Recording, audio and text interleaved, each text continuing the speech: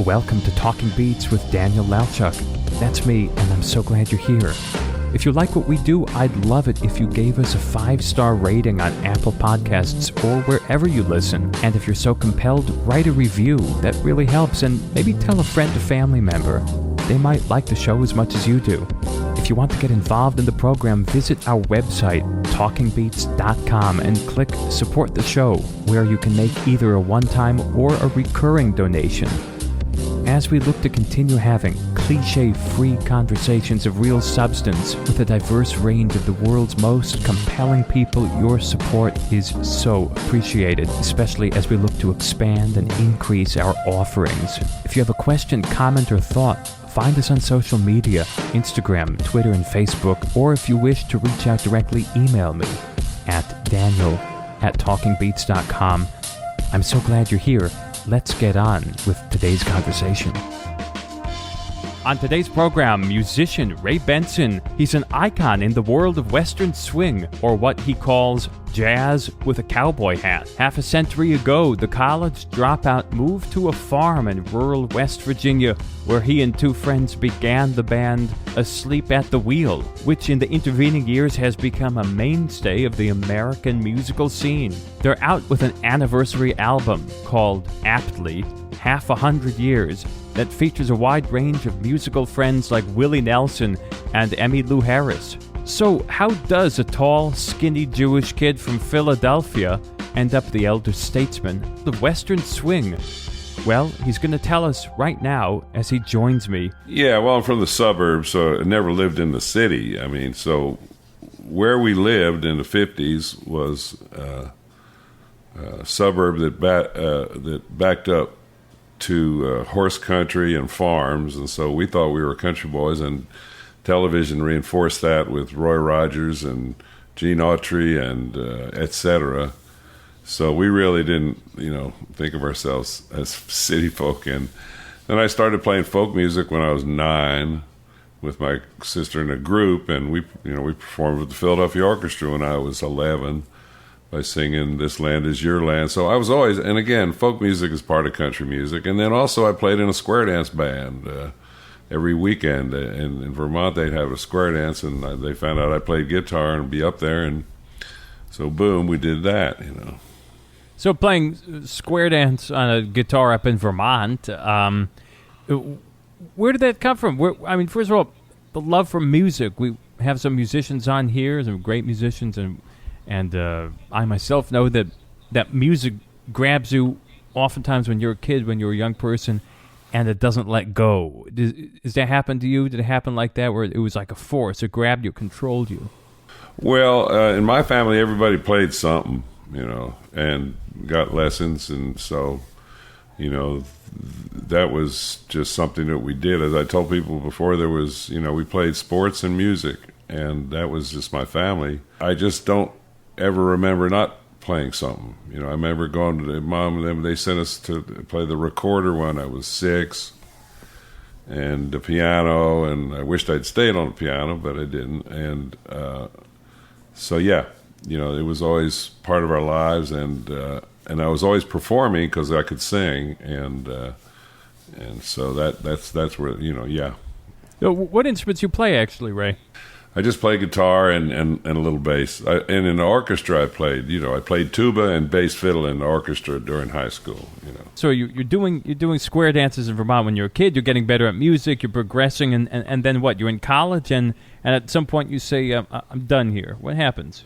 Well, I was going to be a filmmaker. I decided I was going to be a filmmaker, and so I went to New York City. I got a job, a really good job, with apprentice editor to a guy named Eli Landau, a famous film producer, and worked on a Martin Luther King documentary for 4 months, and got my fill in New York, and which I love, but I got my fill of it, and moved to and decided that I was going to start this band with Lucky and my friend Leroy.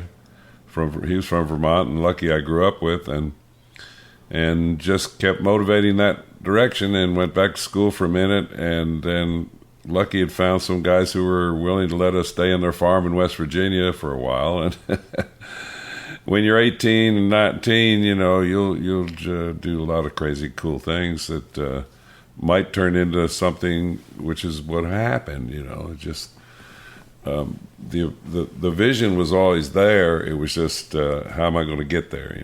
So the vision was, because at least in part you wrote in a journal that you want to, quote, form a band to bring the roots of American pop music into the present. Now, allegedly, you wrote that when you were 19. Is that true?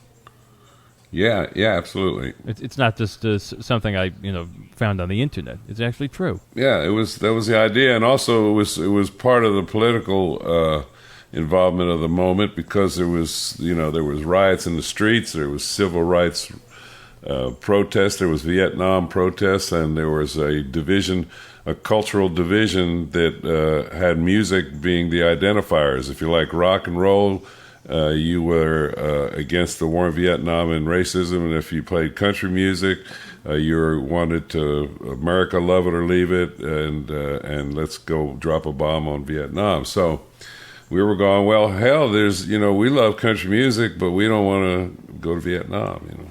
So you think you filled a void there? I mean, I see what you're saying, and obviously a lot of music oftentimes can get identified with a demographic or with a cause. So you saw yourselves as what, straddling the divide? Yeah, reaching out and saying, look, music can solve a lot of differences.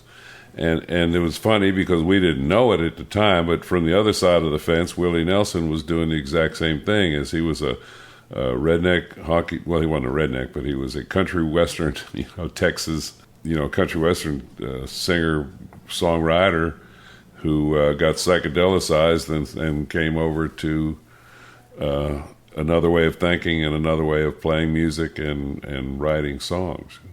So Vietnam War, you're looking around, you're seeing music as a social statement from a lot of great musicians in this country, and you say what? I can be anti-Vietnam, I can be anti-war, I can be pro-civil rights, but I can play whatever the hell kind of music I want to play? Yeah.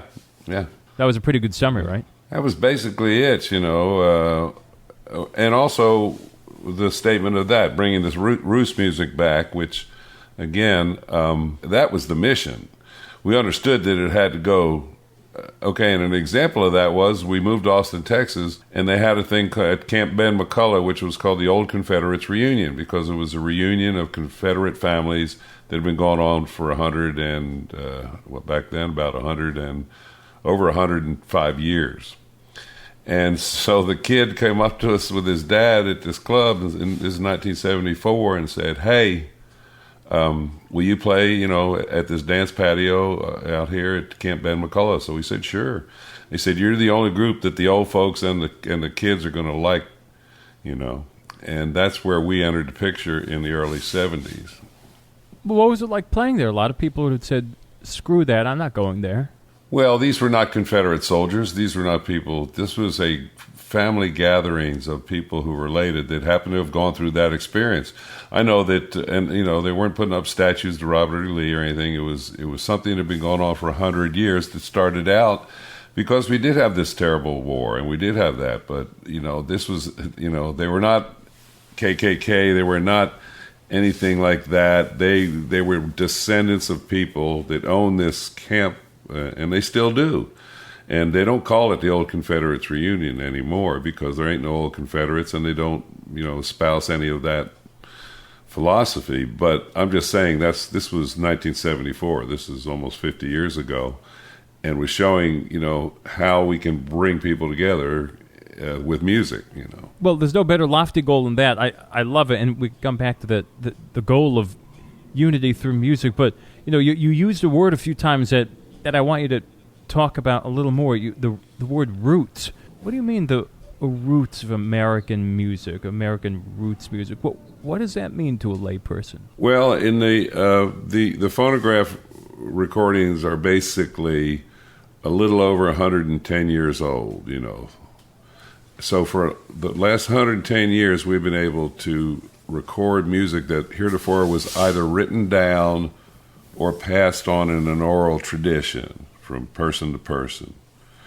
So that in and of itself is gives us a look at the roots of the popular music that we listen to today in many forms: country music, blues, jazz, popular music, rap music, etc. They all have their roots in what went before. And so it was just, to us, it seemed in 1969 that the roots of all this music had sort of been ignored.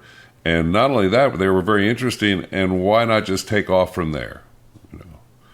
Why say, okay, this is a form. You're a cellist, you're in a thing. Okay, what? There's Baroque music, there's Romantic music, there's avant-garde. These are all forms. And so within these forms, you can create music. Some people create forms in and of themselves.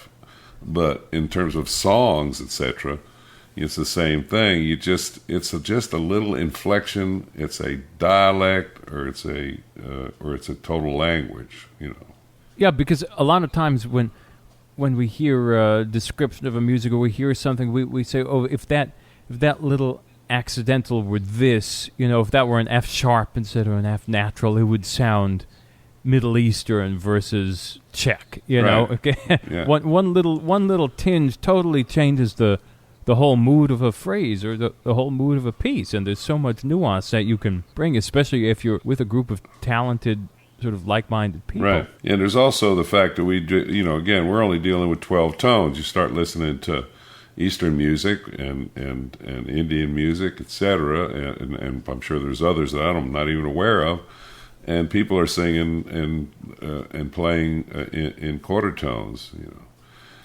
so it's all inflection and dialect. It's very interesting to interchange them. That's what we always thought was fun, was to be able to take a style and either lyrically update it or sonically update it so that it's just a little different. The idea of the rehearsal process, if you think back to those early days, talk about what rehearsing was like, sitting down with the guys, and you mentioned a couple of guys are friends of yours, so that always makes things, rich on another level if you're actually friends with the people. But what were those early rehearsals like? Were you doing things that had been done before? You were putting your own stamp on it, finding your own sound together? Well, we were learning how to play. Let me be very clear. We did not have the technical ability yet to do what we wanted to do. So a lot of the time was spent in learning how to play our instruments in that style. And the way we did that was with old records. And we had turntables that would slow down. And you slow down the turntable and find, oh, that's what the guy's listening. If you don't read music, everything has to be done by ear. So that's what we did. And so we did that, and then the band rehearsals together were learning how to, the basic theory of arrangements. How do you harmonize three people? How do you, who plays rhythm, lead, etc. And again, that was learned by listening to records of other people that we admired or wanted to be like. And so that was it. But we were, again, like I say, believe me, and Leroy, who I started the band with, pointed out. He said, we got good pretty quick, but we spent 8 hours every day, working on it. And I'll tell you a story. We were starving, and so we went to the local Berkeley Springs, West Virginia food stamp and said, hey, we'd like to apply for food stamps. And the man said, well, what do you do? He said, well, we're musicians. I said, well, where do you work? Well, we're trying to find work. We go over to the local VFW, to the honky-tonk down the road, and try to get them to hire us. They said, okay, well, so what do you do during the day? Well, we write songs, and we practice, and we rehearse, and we, of course, fix our vehicles, etc., so we can get to a gig if we get one. Yes, but how do you live? Well, that's why we're here. We're not making any money. Well, why don't you get a job? He said, well, this is our job. Well, but I don't understand. You're not making it. Well, of course, because we're trying to, and so we have to rehearse and have to. And the guy finally stopped me. He said, all right, look, I can't get this past my supervisor. Here's $100 of emergency food stamps, and don't come back. And so, like, yeah, but that's the kind of dedication you have to have on any endeavor. If you are not prepared, you got to get prepared. And if you're on a performing organization, in other words, a band or whatever, you have to be willing to go at the drop of a hat to any performance that might show up. There's always an opportunity when a young musician is given that chance. So the question is he going to be ready to take it? Yeah, exactly. You have to be ready, and you have to be in line, because if you're good, there will come a time when there'll be an opportunity. I've seen it 1,000 times in so many different genres. So, and I've seen it to the detriment of the person, where it's like, oh, okay. And bless their heart, it's a choice they have to make between career, family, and a career. And that's, I've seen fine musicians, fine singers and songwriters who just couldn't balance the two, and I certainly understand that. Where they can't figure out a way to make everybody happy, and the person that's hardest to make happy is music. Yeah, exactly, and the commitment to doing that is rather large, and sometimes the payoff is not as large as you would like. So anyway, it's just one of those things, and I've had over 100 people play music in the band on the road, and a whole lot more, in the studio, etc. And I've seen, again. One of the steel players said something very important that I finally understood many years ago, was that he said, I've got to get control of my calendar, because, you don't have control of your calendar. No, we got a gig. Sorry. It only came in a month ago. Sorry. We got to do it, You talked about all these guys have been in and out playing with you all over the world. How do you integrate someone? You've talked about before how you want someone, a young musician, to sort of interact. I mean, you said when someone joins the band, I say learn everything that's ever been done and put your own stamp on it. So expound on that, because we talk about you have all these options, and the great cellist Stark always talked about you don't improvise, meaning make things up in a concert, but you practice it many different ways, so you have those options at your fingertips when it comes to tire meeting the pavement, so to speak, in the moment in the concert. What's that all about?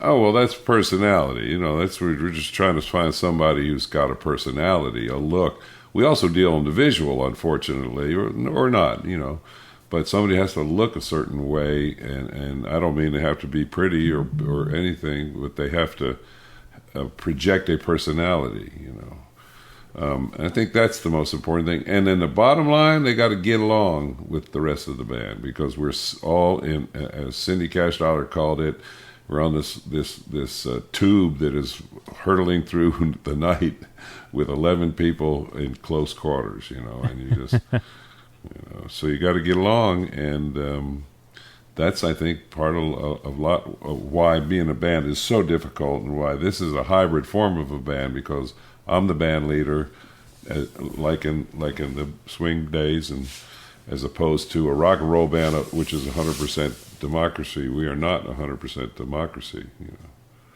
Okay, so you're hitting on something. You're talking about sort of in my world the difference between a string quartet and playing in a symphony. In a string quartet, you fight, you duke it out, you take votes or whatever. In an orchestra, you shut your mouth and you sit down and play.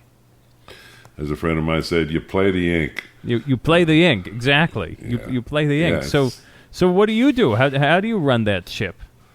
Well, it's a hat trick, and I've been successful over the years in doing it. But I've made plenty of mistakes, and I've mishandled plenty of things. But that's what it is, because you're not just saying, okay, here it is, play this, because that's step one. Okay, here's this, play this. Here's your part. It's B flat, blah blah blah. Okay, we work all that out. It's pretty much what we do. the rhythm section has a tape, listen to it, and they can learn from that. Then we have rehearsal and go through the whole thing. But that's just covering the live show. So then we go in the studio, and that's where the personality and the ability comes in. The ability to be a session player. In other words, the ability to show up with the proper equipment in the proper shape with the proper talent to run it, play it, etc. And so that's a whole nother thing. So that's something else we got if they want to be a part of the recording band, which is what we strive for. What does being part of the recording band mean? It means you play well in person and you say, okay, we want to make this permanent now or whatever. Well, no, that's when we go to the studio to make a band record, which is what we do, bands like Alabama and Brooks and Dunn were not bands. They were lead singers, and they go hire session guys to play the music. We're a band, and we play what's on the record. So when they're hired, they not only have to be able to play live, but they have to be good enough to play in a studio. And it's a different technique to play in a studio. Sure. What, do you find nerves play a part of it? Some people get nervous in a recording studio, for example. Yeah, I guess so, but most of the people we have is really just the people who have had enough experience or are quick learners, so that when they're in there, they learn. Because being in a studio, if you're a player, basically it's like sitting in front of a mirror, an audio mirror, so you will find out whether or not you can, be successful in getting what the producer wants. What do you want in terms of the sound? Do you want something different than you wanted 40 years ago or 4 years ago? Absolutely. I don't know if you know, but, I own studios. So I was also way into the technological, and the reason for that was I wanted to sound a certain way and couldn't figure out how to do it without, so I had to figure out that.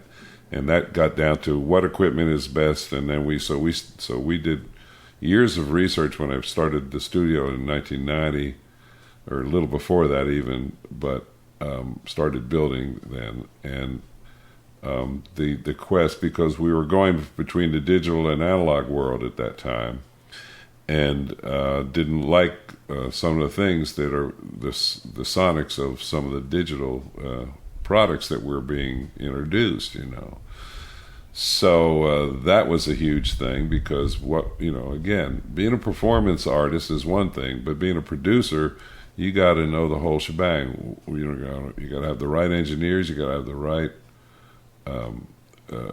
environment, and then you're a psychologist and an arranger and a musician, and you're also watching the budget. What do you mean a psychologist? Well, singers, are singers are a trip. Everybody, how do you get somebody to sing, or how do you get somebody to play an emotive solo? Some people need to just be told what to do and they're on it. Some people need the lights low and a candle lit. Some people need to be yelled at, Yeah. I mean, it's just, how to motivate somebody to do it, because you're sitting in this dark, or whatever you want to do, room, and you're supposed to perform. There's no audience. Your headphones are you hear the most, you hear every imperfection, and so you have to be. Some singers have to be gentled. Some people have to be challenged. Yeah, it's interesting because you talk about being a psychologist, and I think so much of music, at least in my view, is putting the person in the right mindset, in the right mood to do it. It's not a matter of if the body and the heart and the mind can all execute it, but it's getting it in the right framework so it happens the first time and not the 10th time. Well, yeah, and a great story. You know who Django Reinhardt was, of course, right? You bet. And so I knew an old guy. His name was George Cordova, who played with the Xavier Cugat Orchestra. And in World War II, he was a fabulous Django-like guitar player. And World War II, he went, and after D-Day, he was going through France, and he had a chance to go meet Django. And he went to his, he had a schedule. So Joseph, his brother, said, "Come.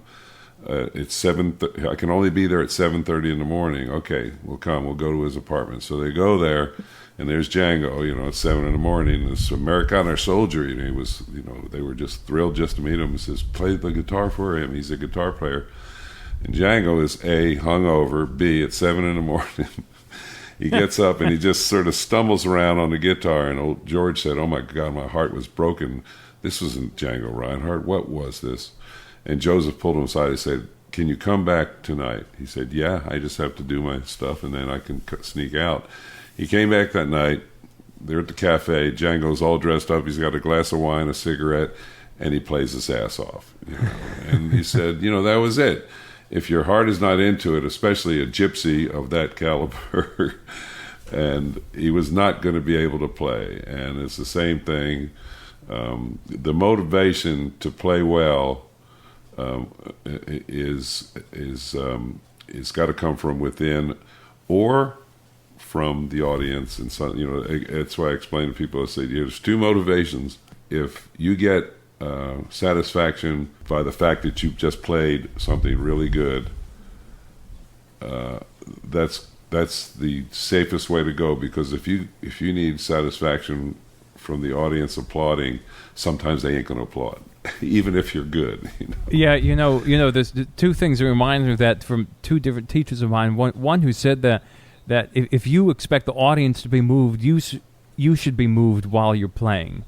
That you can't expect people to have any emotional response if you feel nothing. That's they don't know if you're out of tune. Terribly out of tune. If you're terribly out of tune, they know something's wrong. But when you're dealing in performance, hopefully you and I as professionals are dealing with these razor thin.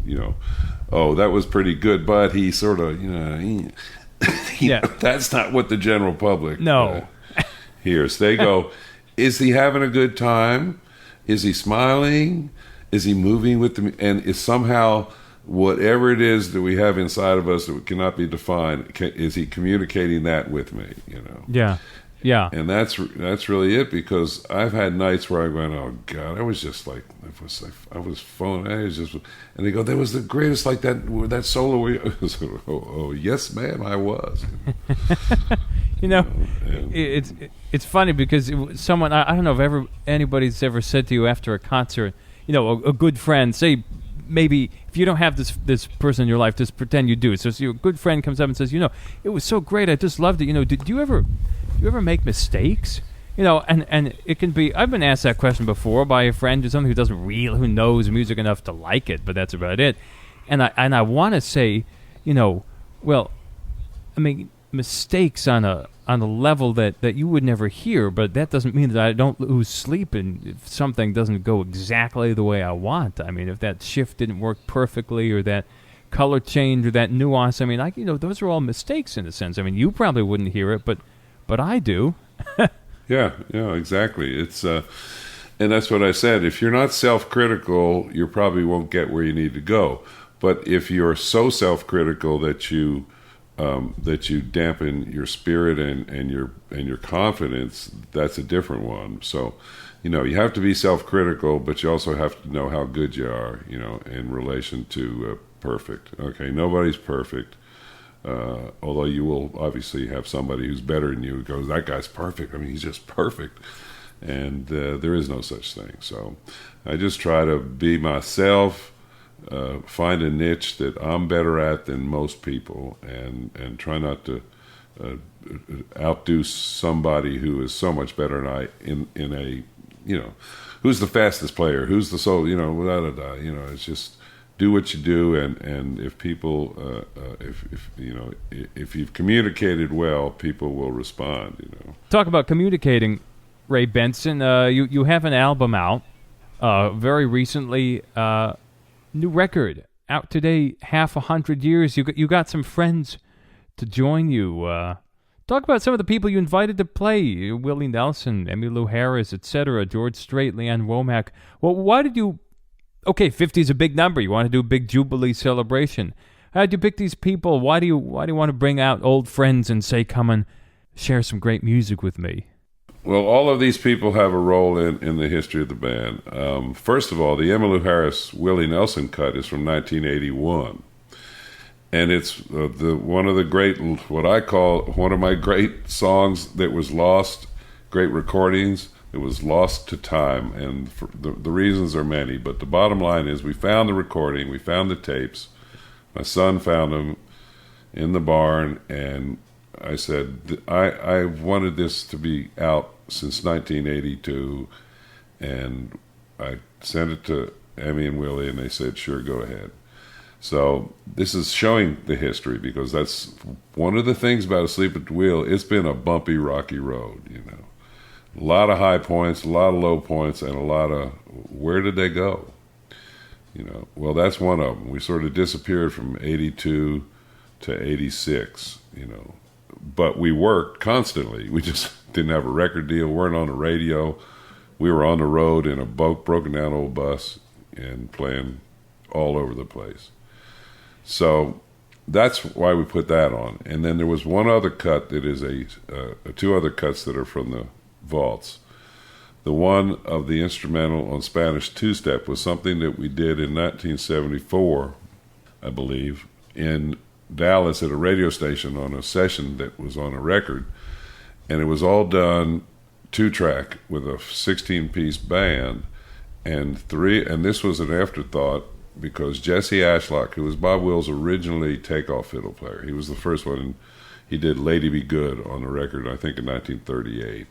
And really set the style of Western swing takeoff fiddle players, And he was there hanging out with Johnny Gimbel, who was one of the last great fiddlers in terms of age. He was very young when he joined Bob.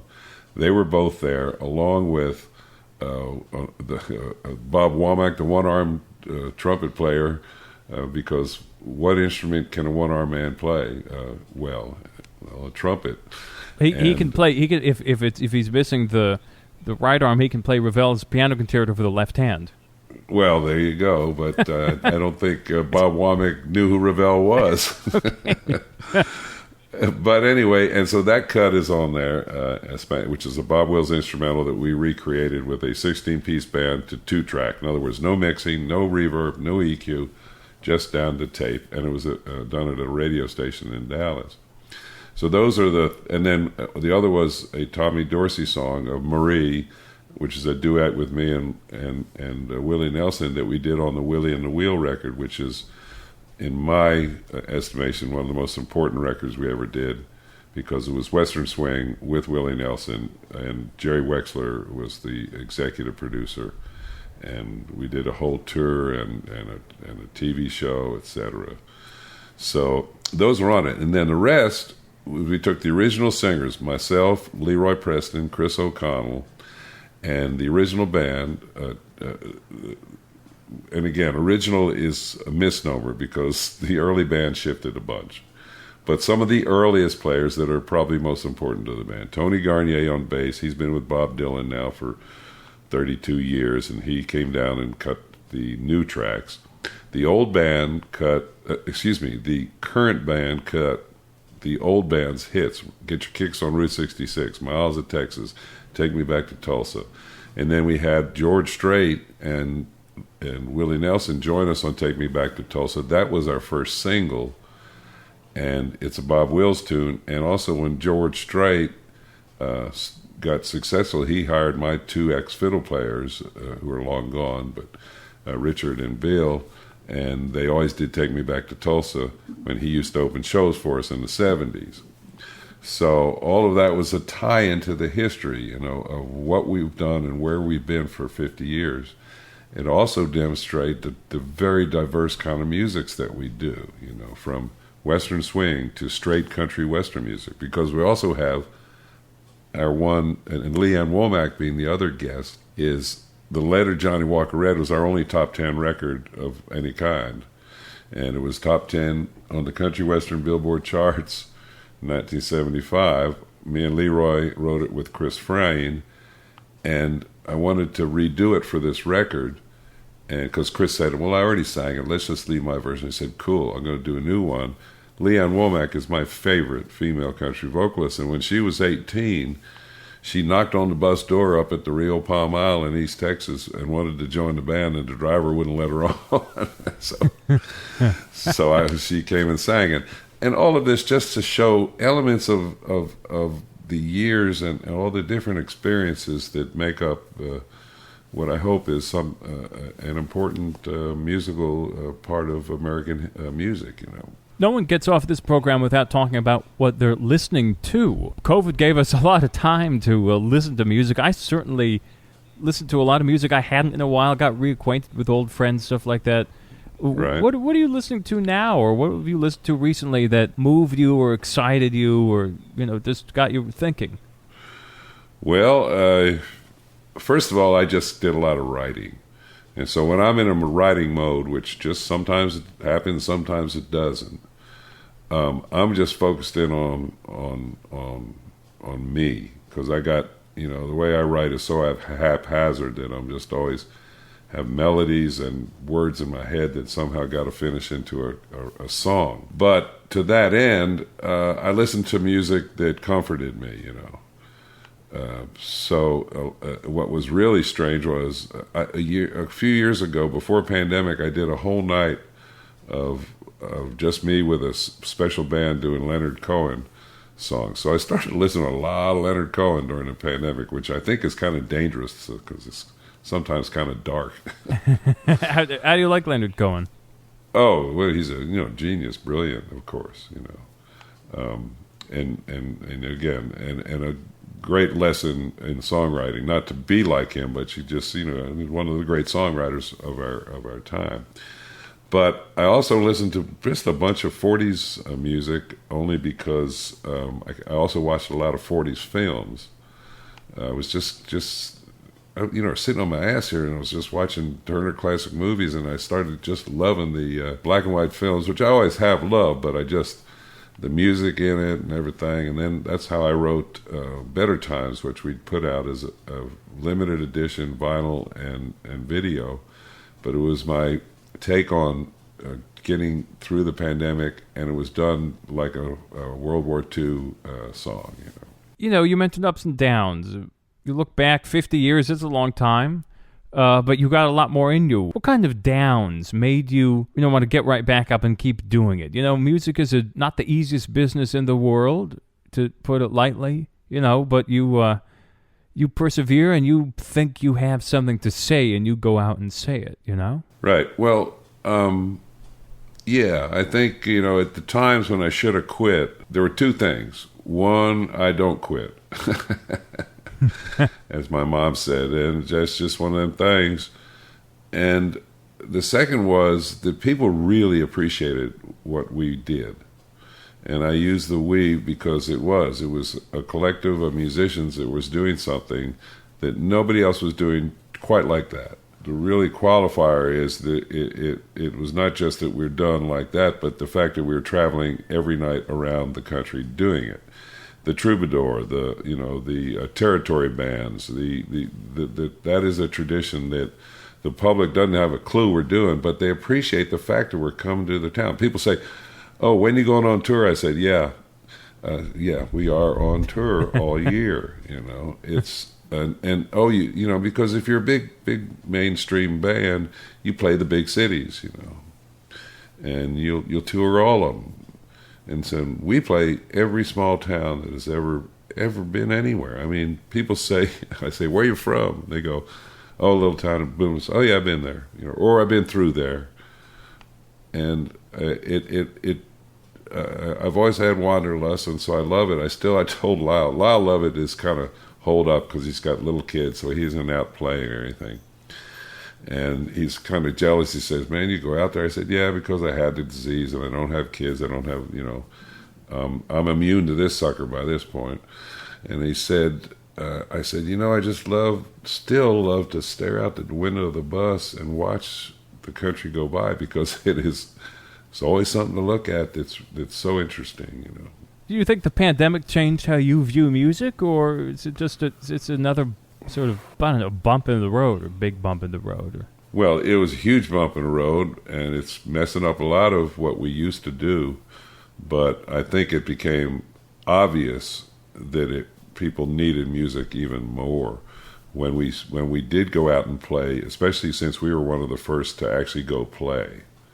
The responses have always been incredibly heartfelt, incredibly thankful that we went out to play this music, Yeah, you took the words right out of my mouth. People who listen to this are going to be, they're going to think you're quoting me because I say that all the time, but I think it certainly taught us that we need music now more than ever, and that's why people were just desperate to find it wherever they could. And I had a series of concerts that I put in from my balcony in the French Quarter in New Orleans, and I had colleagues of mine come out on the balcony and play a quartet, or I had a horn quintet play, and lots of people would be lined up down on the sidewalk.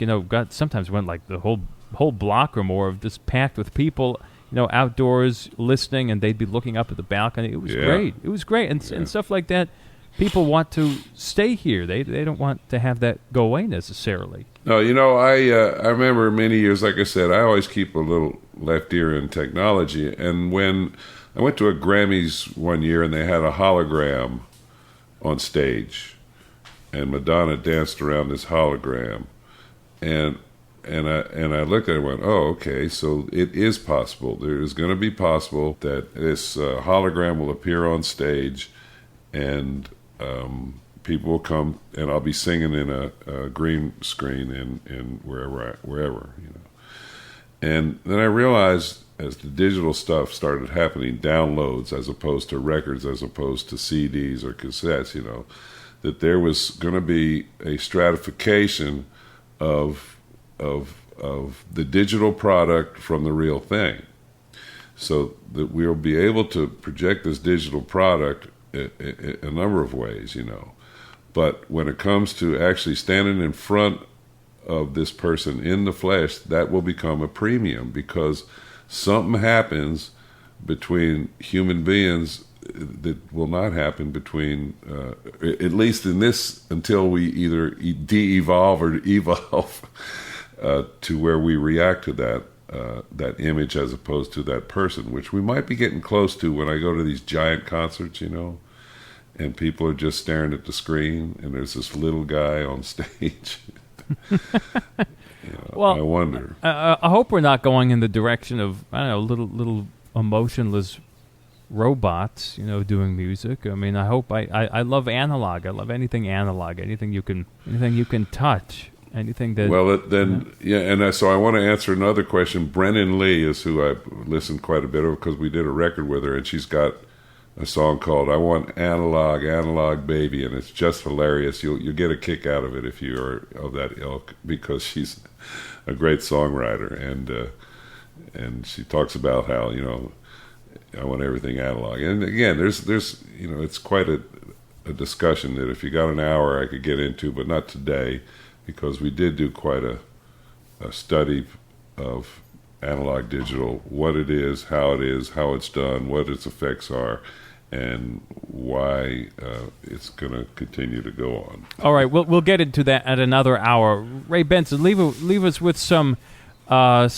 words of, I don't know, what are you looking forward to right now? Getting back on the road, playing concerts, and what's you get up every day and you're excited about what? Well, I have a number of projects, so I'd like to next year go a little further afield. We've done so much to Sleep at the Wheel, recording and et cetera, from the last 3 years, that I'm going to do some solo projects, continue to write, do some collaborations along. The project I'd like to do. I'd like to do a Mills Brothers recreation with some great singers. There's of course there's a big band standards album, and then there's a jazz record with me and a piano player. So, and Asleep at the Wheel will continue to record original material and old standards. So that's a full plate. What I like, I tell somebody I turned 70 last year, and says they say, "What do you want for your birthday?" I said, "All we want now is just more time."